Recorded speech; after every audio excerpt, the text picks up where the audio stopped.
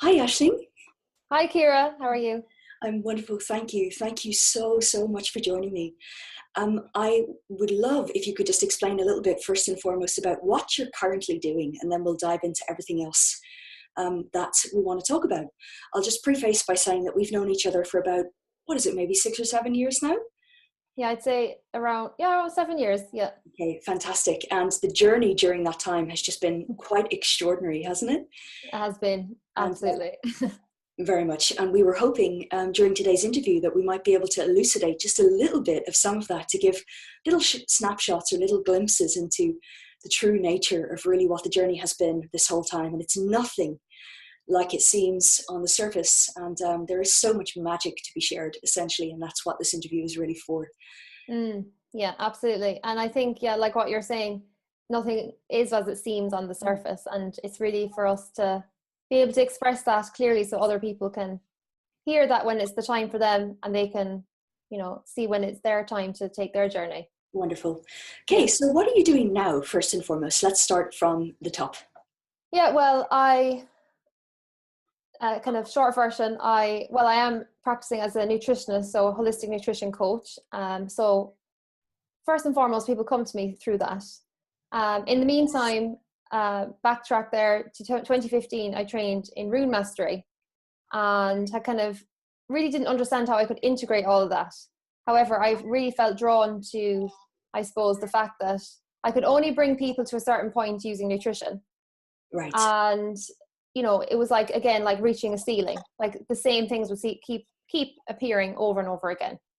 So that was when I kind of was like, okay, now I need to kind of draw back to that training in rune mastery and go into using that tool of fragrance alchemy, which is absolutely fundamental in my practice now.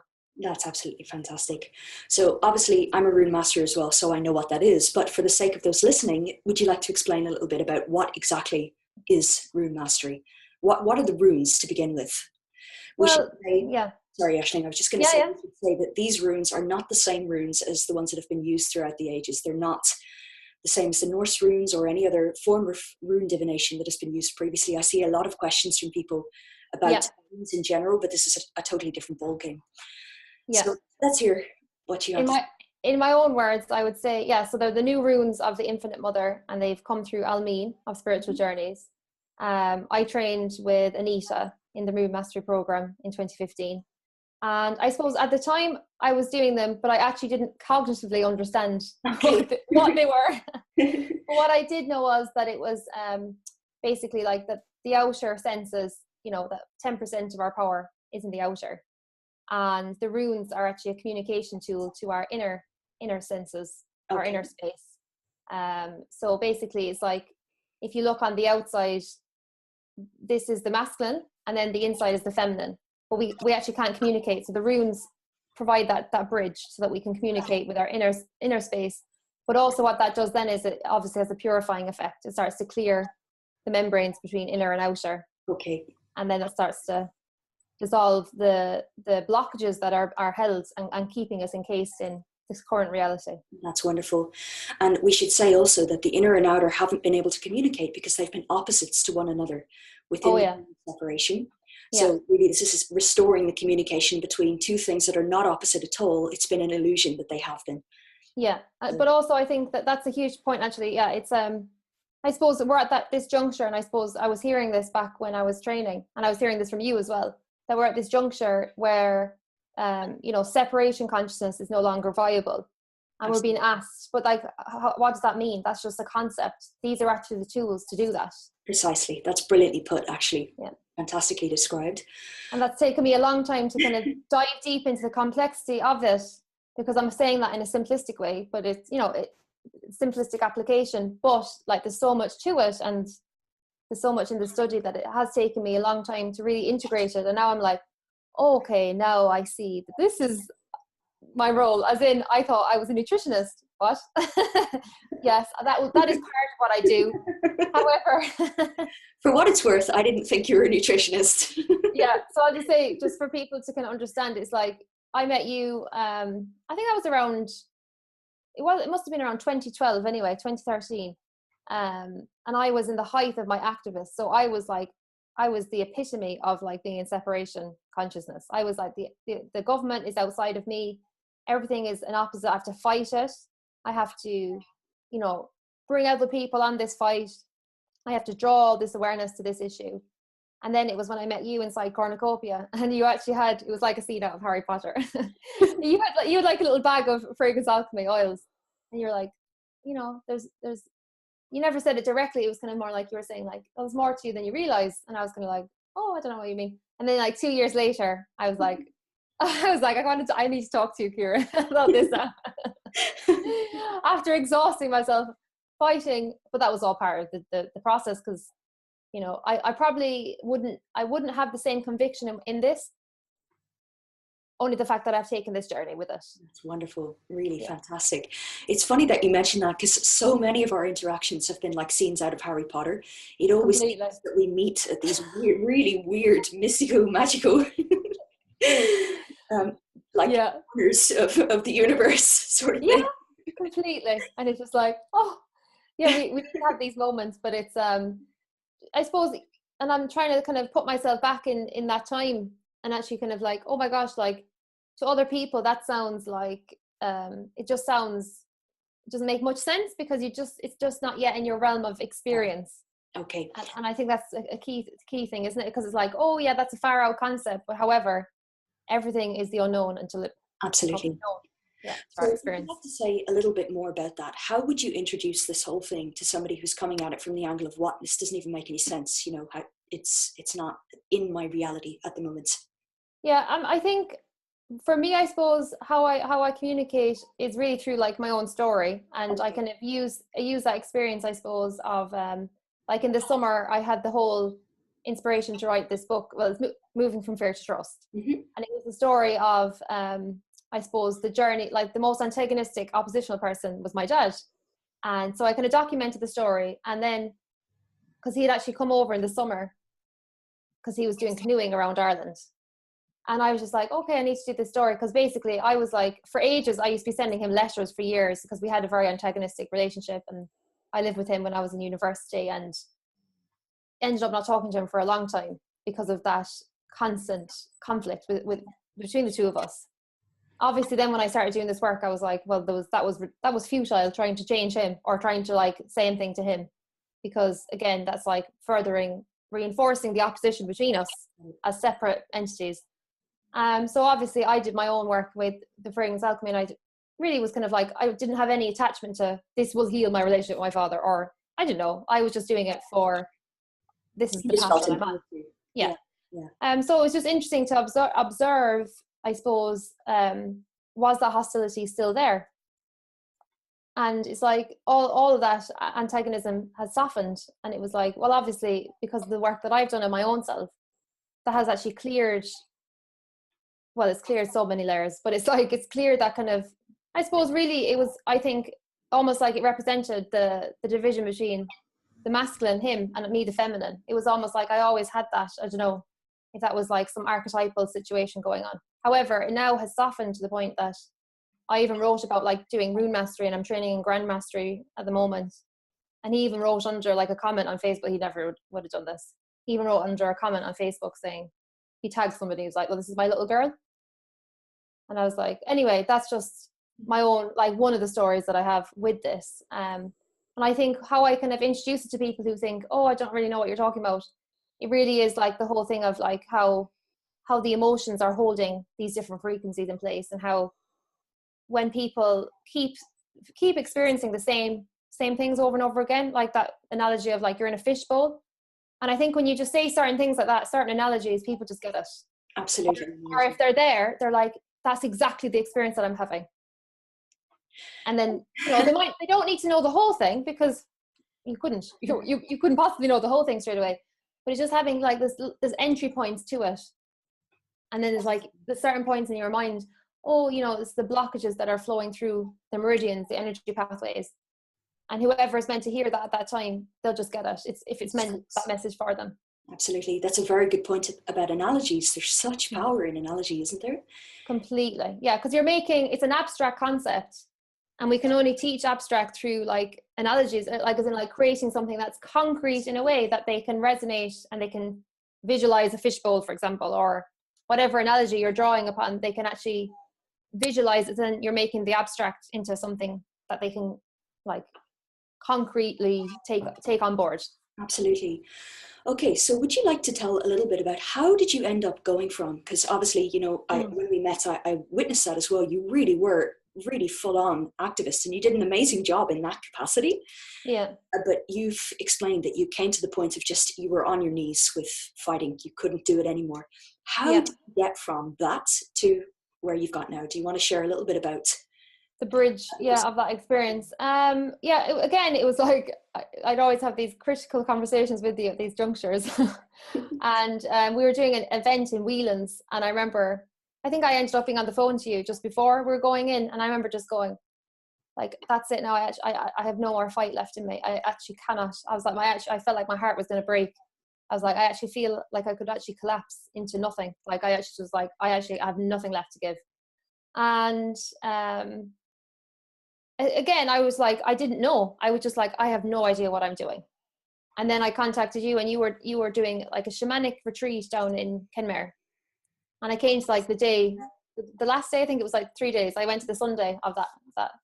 And again, I was like, I have no idea. And I'm just like, so I suppose defeated, but also kind of just like following this tiny thread of something, but I didn't know what it was. Got it. And then you were mentioning about Anita, and I was like, oh, okay, I meant to do the rune mastery. Brilliant. I have no idea what that is. I don't even, but I know I meant to do this. And again, even when I was doing it, I was like, I suppose the impetus in me was, I can't leave things as they are. As in, like, I did a huge role as an activist. My job is not just to change one issue. It's like, it's for the betterment of humankind. And I know I have a huge role to play. And that was always the driving force. I didn't have a mental understanding of what that looked like. In fact, for a lot of the time I was crying, like wailing, going, oh, I have no idea what I'm doing, my life, what the hell? And I've got like family members going like, what are you doing? I don't know. I'm training as a nutritionist. I don't know what's going on. And trying to carve out some resemblance of normality, whatever that is. And just diving into it, like with literally just a kind of a leap of faith. But knowing, I suppose my primary motivation was, I know I have a huge role to play to help this situation on Earth. Absolutely. So you mentioned such a key point, Aisling, and it was about, and I've noticed this the whole time that we've known each other, you just followed your impulse, like with the rune training. You didn't know. Completely. Nope. And you've done that the whole time. So. Yeah. Oh, completely. Every time it's just like, it's just this impulse. It's like, the way you want to drink a glass of water. It's like that kind of like instinctive, just knowing. And again, my mental, like, I'm not coming to this having massive amounts of knowledge and understanding of it. Maybe I have on another level, but at my conscious level, I'm not coming at it going, oh, I understand, that makes total sense, tick the boxes. It's completely following that impulse, and I just jump into it. I just feel into it. That's what I'm meant to do now. And that's literally been my journey. It's just like, I just keep following that. So how would you perhaps offer suggestions to others to be able to tune into that? Because that is a really strong power in you. It's a power of the feminine, and it's not something that necessarily comes naturally to everybody. How did you cultivate this? Or has it just been something that's been there the whole time and you've never thought about it before? Or what, could you give any advice basically on? Yeah, I suppose for my own self personally, it's been, I can think of, because really what it is, the feminine is the ability to go into the unknown. Isn't it? It's be able to kind of like push yourself outside of the known and into something that is completely outside of anything that you know to be real to you. And I suppose I've been really cultivating that since, I remember the first time that I had to go into it was when I was recovering, like coming off antidepressant medication. Okay. And I was following this healing journey. And I suppose what it was just all these stages of being in absolute terror and fear, and just like literally trusting myself and just like softening into the experience, like trusting that my body can heal, for example. Absolutely. And I think it's like you were offered all these opportunities in your life. They just seem to synchronize and, appear for you, but they're your initiations, and we look at them as if my life is falling apart. However, now I look back and go, oh my gosh, that was just me being trained. That was me training for this, because I was cultivating this skill. I thought it was horrific because I was being asked to do something that I felt was very unfair, especially I was young. You know, I had all these things, my life should be this, whatever. However, now I think you look back and you say, okay, all of these situations when my life was like, you know, either destructuring, falling apart, my health was falling apart, different things. These were all opportunities for me to just like literally open up into this unknown part of myself.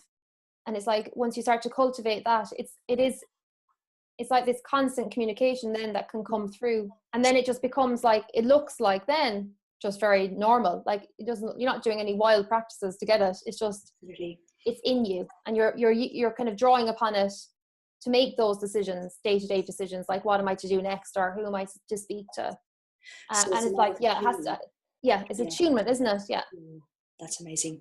And you mentioned something really interesting as well, Aisling, and of course you've had a very archetypal journey in this too, in that you went through the initial depression, the antidepressants and so on was part of your journey way back. That was a long time ago, I know.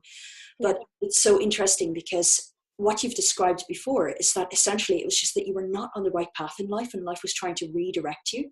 Completely. Would you like to say a little bit about that, if you'd like to? Just because that's absolutely. something That's I suppose a key thing, especially for people listening to this. So I was training as an occupational therapist in the UK. So my track was, I was going to be, you know, working in the NHS, working in a hospital setting. And I imagined that was going to be my life. Like, as in, I was very driven. I was succeeding in that path. So the only way that I could be redirected was for my health to just be brought down. And at the time, I felt like it was just the biggest disaster ever. But I actually had this thought in my head that always said, you're going through this for a reason. I don't know. This started when I was 19. And it was the one thought that kept me going through the most, like, basically like hell. That's the only way to describe it. It was like going into the abyss. And it was this thought, you're going through this for a reason, that always kind of kept me going. And it was like, I had to have that ill health experience, like literally severe depression, like complete chronic adrenal exhaustion, my whole system crashed. And it's so funny because then it was like, it put me onto the path of meeting who I was to train in nutrition, the lady Barbara Wren. And it was like, I went into that meeting with her, and it was just like, oh my gosh, she just like opened up a part of me that I didn't even know was there. And then that started the whole process. And I suppose that was led, and I think, it was always leading me to this place. And it was like, if I hadn't have had that, like, I never would have taken the journey. Never in a million years. So that, again, like what you've said, it's like that switch of perspective. And obviously I'm saying this through hindsight now, but it's just to kind of feel like, yes, when things are destructuring, that oftentimes it's because a higher order wants to come through. You're to be rerouted. And it's just, if we take away the judgment and we stop judging ourselves in those situations, and we actually are loving to ourselves in those moments where we're falling apart. Absolutely. That is so brilliantly put. Yeah. And I think that will speak to so many people as well. There is always something larger for us than our small self can possibly conceptualize. And that's exactly what you've just described. And really trusting in that is a huge thing. Which actually brings me to, I'd love if you could possibly, if you feel like it, explaining a little bit more about, you were saying you wrote the ebook over the summer. Moving from Fear to Trust, is it? Yeah. So I guess that's kind of carrying on from this whole story that you've been through. It is. Yeah, it's basically, I didn't go into like the whole story of like the campaign or anything in that. I basically just took like a snapshot of my experience, which was my relationship with my dad. Gotcha. Okay. And how I switched from that kind of that fear-based, and I said basically, like, I created a default setting of fear, in that I feared the world because I felt like let down by my dad as a small child, and that continued throughout my life. So I had this kind of fear story, I suppose, that then rippled into all of my life. Got it. Okay. So this trust that you've now cultivated as the default setting, how has that played into the journey from the way that you did the Girl Against Flouride previously to how you've come to it now? What's happening? My gosh, here? I'm trying to think. It's just, it has shifted the whole trajectory and tone of everything that I do now. Because fear was, I was coming at fear was, I have to fix this now, because it's this issue that I individually have to fix. And I also was coming at it from a case of the government and people that are putting fluoride in the water are opposite to us. Whereas now the whole moving from fear to trust is actually, in a way, like my depression, that experience, that was all part of the journey, and that was all part of the plan. Similarly, the fluoride is all part of the journey and all part of the plan, because actually, I'm seeing it now through a total different perspective, in that fluoride actually is an opportunity, it's a gateway for people to realize that old world is not real anymore. And so then exactly, it's toxic, and we've come so far away from what is real. Absolutely. And so then it's like, once you start to realize that and go on that journey with that, it's actually realizing that we need to reimagine a whole new way of living, being, and everything that goes with that. So it's not just about getting something out, it's actually about creating a whole new reality. Wonderful. Okay, so that brings me to, you were describing that you've essentially moved from outer activism to inner activism. And of course, we know with the kind of paths that we follow that visioning a new world, as you've described it, begins with your within. Yeah. Begins inside you, and you're rippling it out from there. So could you say a little bit about that, and how is it that shifts life in such a way that it's actually having an effect? Because a lot of people think, you have to run around and move things about and so on in the outer for anything to happen. Yeah, exactly. But I think, like what I was saying before, like when I started doing the rune training, it was your 10% of your power is in the outer space of doing the outer action, and obviously that's valid. Of course. But then the inner space, once you start to cultivate that has 90% of your power. Absolutely. And the power has to come from there with regards to your outer action. Yeah. Exactly. And I think a lot of people are kind of probably listening to me, and they're probably thinking, she's just given up, and she's talking about she stopped doing the outer stuff. Now she's doing this inner stuff. What does that mean? Are you meditating? But no, it's actually, reality is created through ourselves. Like, as in, like within the rune mastery, obviously you're learning how the meridian system, when you refine the meridian system, using the fragrance alchemy protocols, how that then you're emitting a whole new environment into your space that is the out picture of your reality. So again, with the water, I remember you were always saying, different things, and I was like, oh gosh, how do I actually make sense of this? But now it's like, okay, the outer environment, the water is actually, like, the water element is the emotional body. So that goes without saying that impurities are in the outer environment, in the water, because of all this stuff that's running through our emotional bodies. Absolutely. So as we, say archetypally, we're purifying our emotional bodies, that's going to actually ripple out into the outer world and start to clear away, like, the distortion. Absolutely. Which is putting toxic chemicals into a water supply, which is just fundamentally against humanity. Absolutely. And I'm finding it so fascinating to notice at the moment, Aisling, that science is starting to catch up with models that can depict what we're talking about. They don't say it in the same way, of course. Yeah. It's being measured now scientifically that all of this is actually the case. Yeah, completely. And I think, because I think in mainstream, say, positive psychology and, the stuff that's out there in the mainstream space with, like, Hay House, how would I call them? People who are kind of forerunners are putting information out there, like Louise Hay, for example. So saying that the mind creates your reality, and all that's part of it, obviously. However, when you start to study using the rune training, you're actually realizing that actually it's our bodies as well as our minds that are creating the reality. Precisely. And that's kind of been the missing piece, because it's like the mind is like the masculine, the body part is the feminine part that we now need to bring through, and then obviously running that through the mind is just so powerful. Completely. And the thing as well, of course, is that the mind is only picking up on what's in the body in the first place. So it's kind of been a secondary thing, whereas working at the body level is the core. Exactly. But also, just a point that you were saying about, like, how people can come to this is, like, I suppose my thing was, obviously I had this role with the campaign and I was doing all this work, and I wanted to so badly wanted to make the best difference I could possibly make.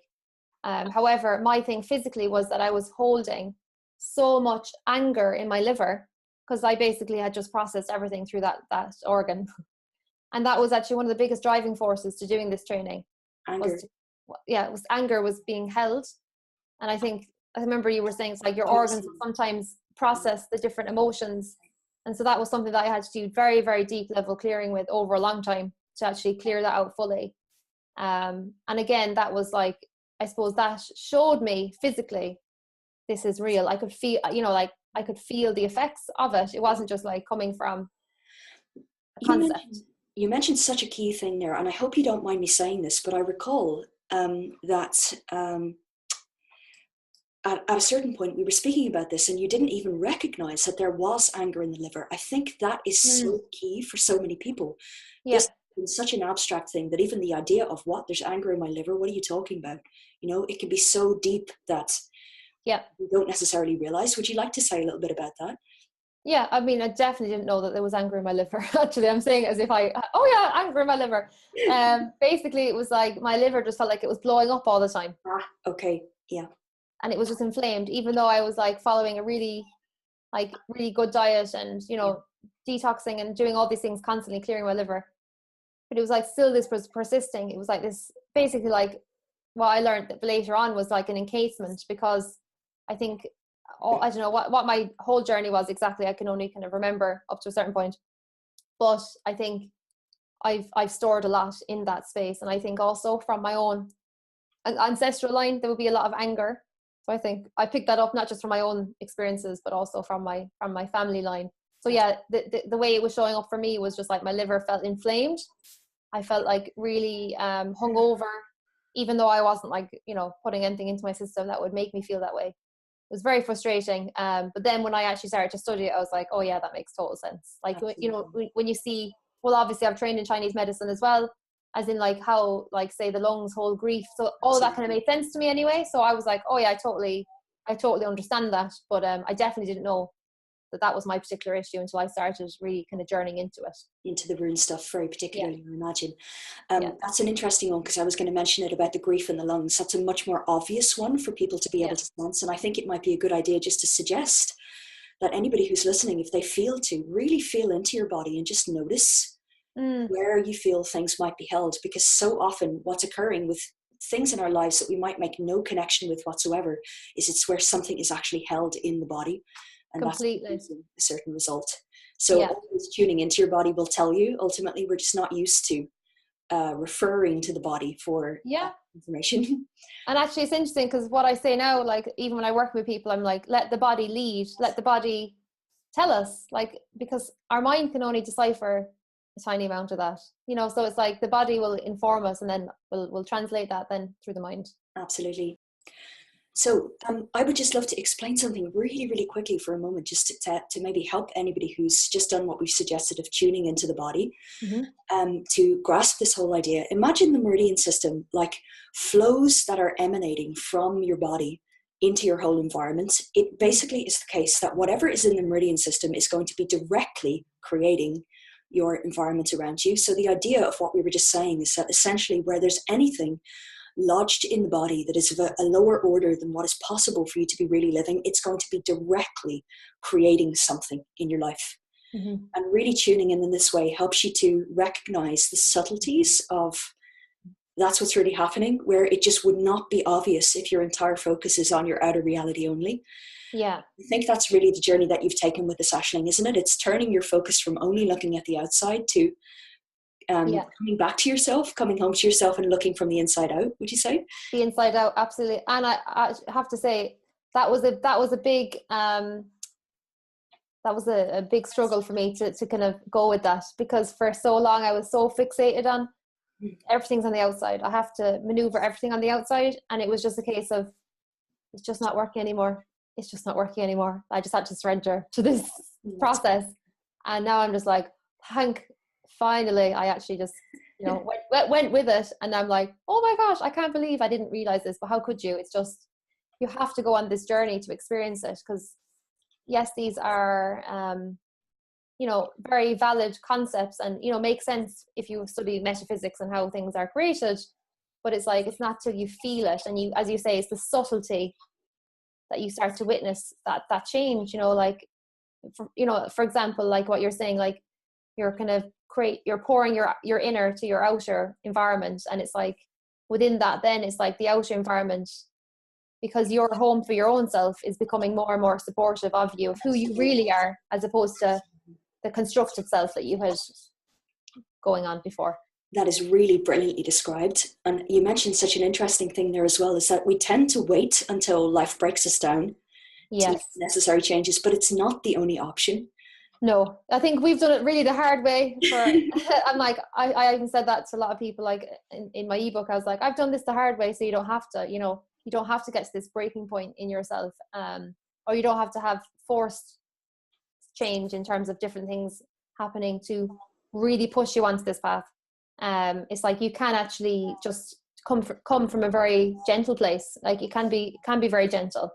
Very much. Yeah. So what more would you like to say about this? Because I know you had some specific things that you really wanted to make sure that we cover. So I'll just let you speak for a while. Yeah. Well, I suppose just drawing it from what we've discussed in terms of like the campaign, for people that are listening, I suppose it's like, I know it sounds, and it takes a while for you to grasp this concept that it's not going to change from the outer anymore, as in like the outer action isn't going to change what we need to change, because it's far beyond just one issue. For example, just talk about fluoride, as in like, I think it's like when I started to really delve into like the rune mastering, going into the grand mastery now, and actually realizing, okay, this isn't just about certain things or even just making your own life better. This is actually about us creating a whole different reality together, like as in like no person can do this on their own. I think it's like really it's going to be a mutually supporting collaboration now at this point for people to kind of join together, take their journey, but also weave in together how we're doing this as a collective as well. But obviously not everyone's going to do it, but I think it's just so important for people to realize when they're looking on the outer and they're wishing things would change, but actually it's like it's within them for this change to come through. And it's like people have so much power and they just have no idea how to actually cultivate that. That's brilliantly put. Do you have any suggestions on how would they begin to cultivate that? How would you even start with this? I think the first thing, I suppose, is I think really the very simple thing is for people to just start disconnecting from, say, the noise of what's going on, and start to kind of come back into their own selves and spend way more time like in nature if possible. Obviously the weather is a bit cold at the moment, but just pulling away from the negativity of what's been constantly bombarding their system. For example, like the TV, newspapers, radio, all these things, and start to seek inspirational people, material, music, all these things, and just start to witness the shift in you, not coming from a forced place, but just coming from a very like neutral place of just wanting to observe yourself. Oh, I wonder, just like a little experiment. And then I suppose just notice how things in the outside then start to kind of message that back to you. Beautiful. That's very, very beautiful.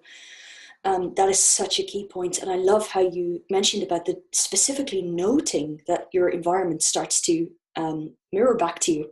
Yeah. Very subtle shifts. That's such an important point. And to celebrate even the tiny bits, because it can be an overwhelming journey. Completely. Depending on where you're coming from. Yeah. Yeah, exactly. It is those tiny little things.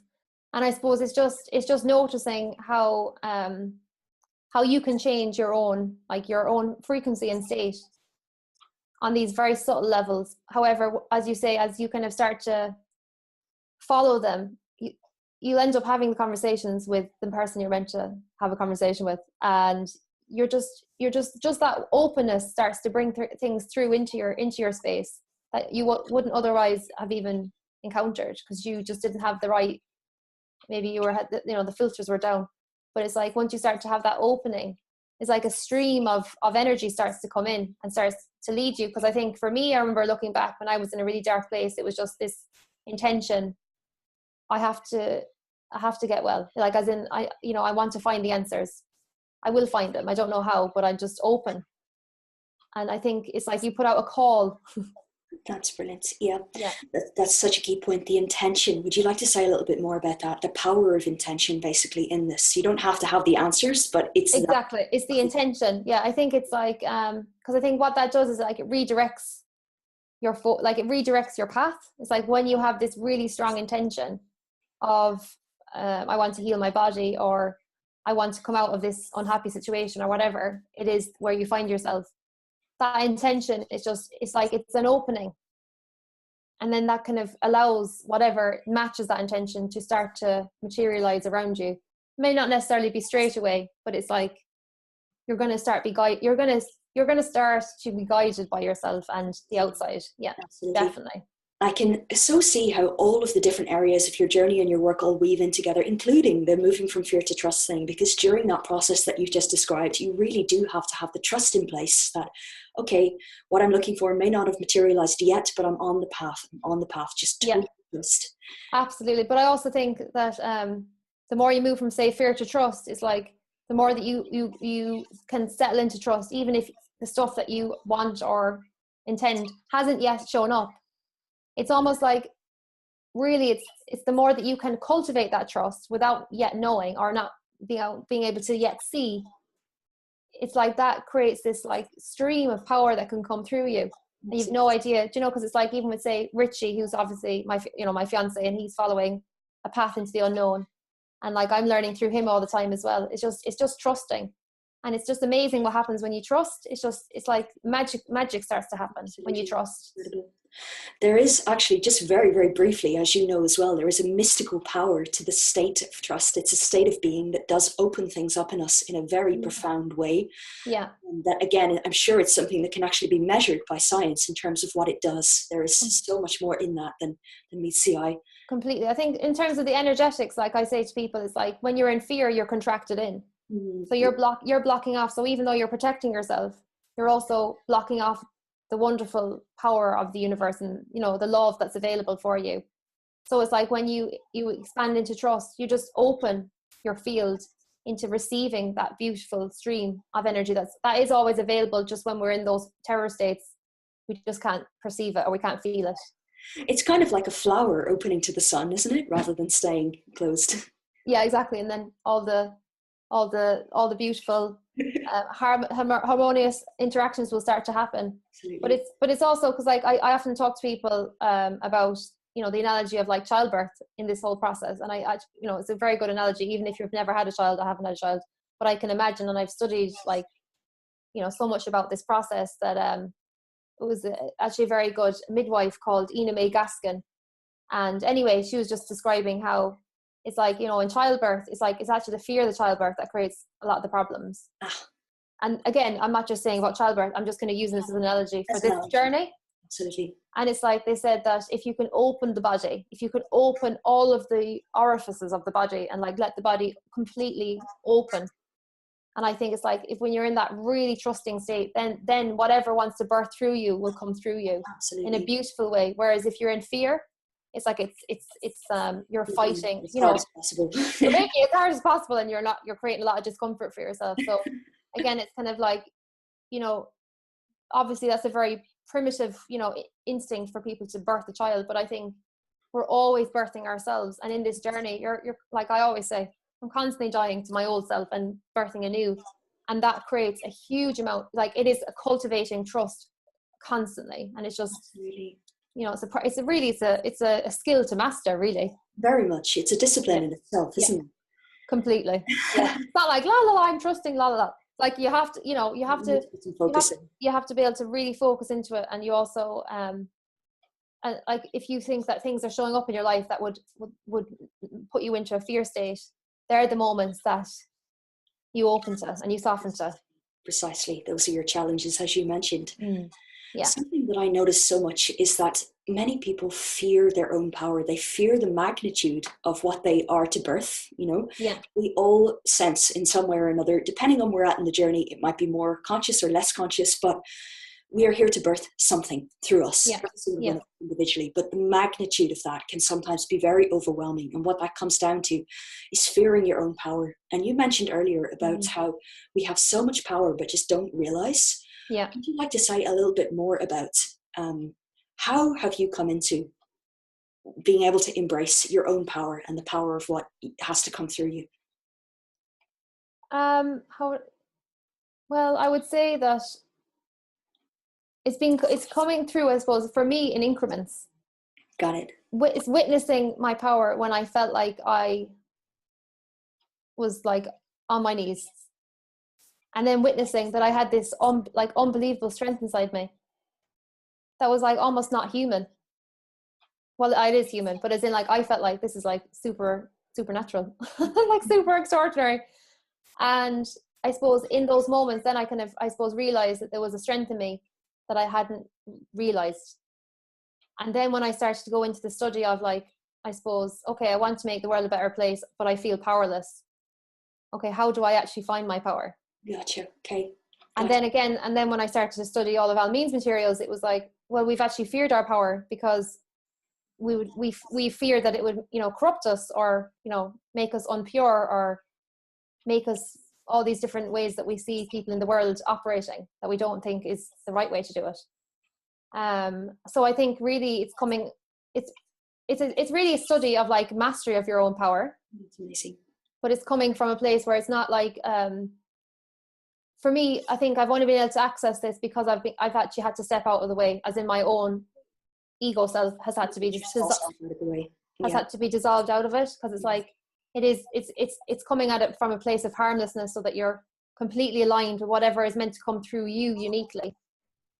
And then I think when you come from that place, you're allowed to kind of get to the next stage of yourself.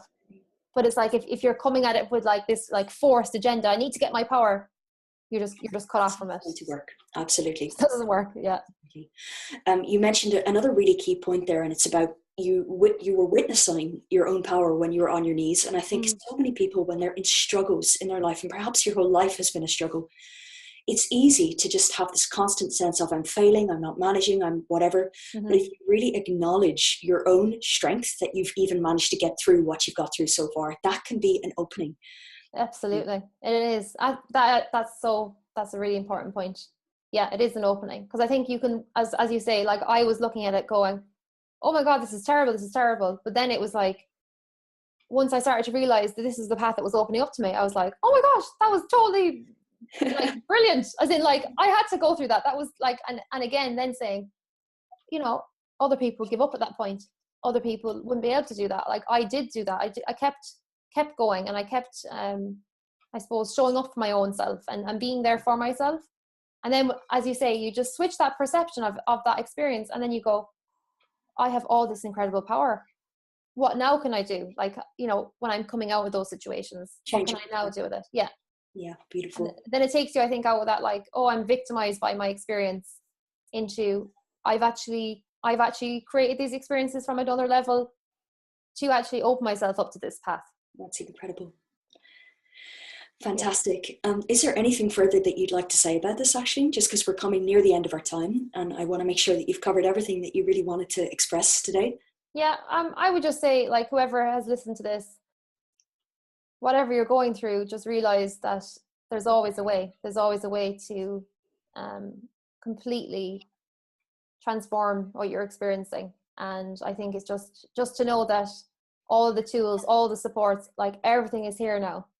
We're all here for each other. And I just think it's just a wonderful time to be on earth, and just to know, like, nothing is insurmountable. Like, we actually have everything in our capacity now. That is absolutely beautiful. Thank you so much. Thank you so much, Ciara, and a pleasure speaking with you as always. As always, thank you so much. This has been wonderful. Yeah. Hope you have a beautiful day. Thanks. Same to you. Enjoy the sunny weather in Kinmare. Thank you. Bye.